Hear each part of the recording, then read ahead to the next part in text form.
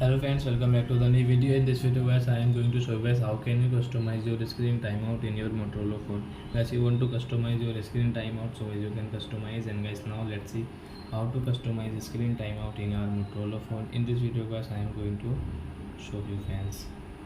So before starting video fans, I want to tell you guys, if you need my channel, so guys, first of all go and subscribe my channel, click the bell icon and like my video. So first of all, open your phone setting to customize your screen timeout. Guys, click on display setting and guys click on advanced setting and guys scroll.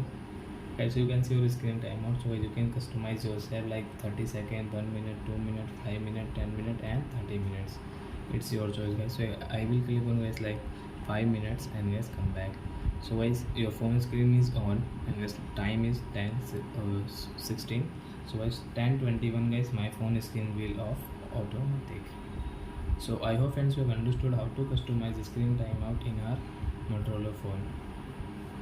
So that's it guys, thanks for watching. So guys, now we will meet on guys next video guys, we will meet. So that's it guys, thanks for watching, bye.